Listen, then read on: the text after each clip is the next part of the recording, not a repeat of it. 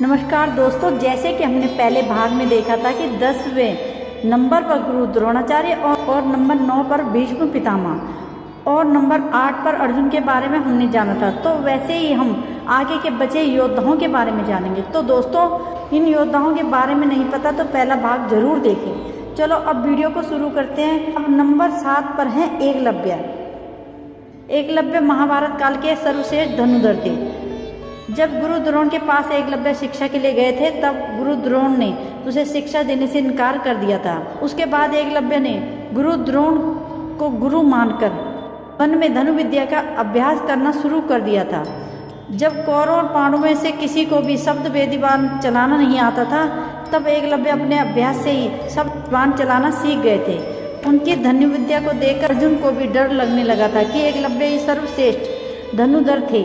लेकिन दोस्तों, एक समय गुरु दक्षिणा के नाम पर द्रोणाचार्य ने एकलव्य का अंगूठा मांग लिया था।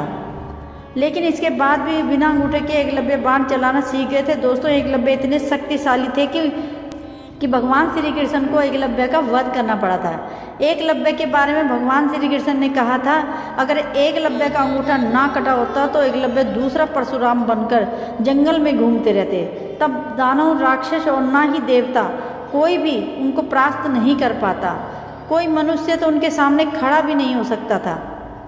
भगवान श्री कृष्ण ने जिस धनुर्धर की तुलना भगवान परशुराम से की थी, वह कितने शक्तिशाली थे आप सोच ही सकते हैं। तो दोस्तों, नंबर 6 पर आते हैं बर्बरीक। उनके पुत्र बर्बरीक जब अर्जुन तथा भगवान श्री कृष्ण उनकी वीरता का चमत्कार देखने के लिए उपस्थित हुए, तब बर्बरीक ने अपनी वीरता का छोटा सा नमूना मात्र ही दिखाया था।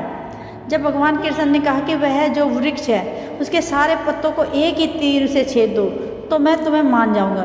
बर्बरीक ने आगे लेकर तीर को वृक्ष की ओर छोड़ दिया। जब तीर एक एक कर सारे पत्तों को छेदता जा रहा था, तो इस दौरान एक पत्ता टूट कर नीचे गिर पड़ा। सोचकर पैर रखकर उसे छुपा लिया कि वह छेद होने से बच जाएगा। लेकिन सभी पत्तों को छेदता हुआ श्री कृष्ण के पैरों के पास आकर रुक गया। तब बर्बरीक ने कहा कि प्रभु, आपके पैर के नीचे एक पत्ता दबा है, कृपया अपना पैर हटा लीजिए, क्योंकि मैंने तीर को सिर्फ पत्तों को छेदने की आज्ञा दे रखी है, आपके पैर को छेदने की नहीं। बर्बरीक घटोत्कच के पुत्र थे। उनके पास ऐसे 3 बाण थे जिनके सहारे वह पल भर में कुरुक्षेत्र के युद्ध को खत्म कर सकते थे, दोनों सेना को समाप्त कर सकते थे। बर्बरीक के 3 बाणों के बारे में जानकर खुद भगवान श्री कृष्ण भी चिंतित हो गए थे। उन्होंने दान में बर्बरीक का शीश मांग लिया था। इसके बाद से खाटू श्याम जी के नाम से इस धरती पर बर्बरीक की पूजा होती है। दोस्तों, नंबर 5 पर है मेघनाथ। रावण के पुत्र मेघनाथ महावीर था। उसने ब्रह्मा, विष्णु और महेश को अपनी तपस्या से वध कर लिया था। उसने अपने पराक्रम से देवताओं को परास्त करके देवराज इंद्र को बंदी बना लिया था, जिसके चलते उसका नाम इंद्रजीत पड़ा। उसके बाद ब्रह्मास्त्र, वैष्णवास्त्र, पाशुपतास्त्र, इन तीनों अस्त्र का ज्ञान था। लक्ष्मण जी के साथ उसने लक्ष्मण जी पर ही ब्रह्मास्त्र और पाशुपतास्त्र चलाया था। उसे लक्ष्मण जी ने शांत कर दिया था। लेकिन युद्ध के दौरान एक समय उसने अपना नागपाश अस्त्र चला दिया था, जिससे लक्ष्मण जी और राम जी दोनों को बंदी बना लिया था।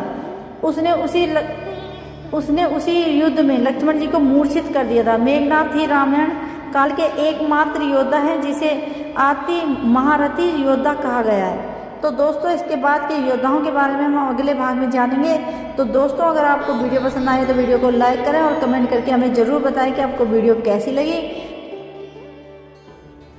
और बेल आइकन को दबा के रखें ताकि जैसे इसका अगला भाग आएगा तो इसका नोटिफिकेशन आपको सबसे पहले मिल सके।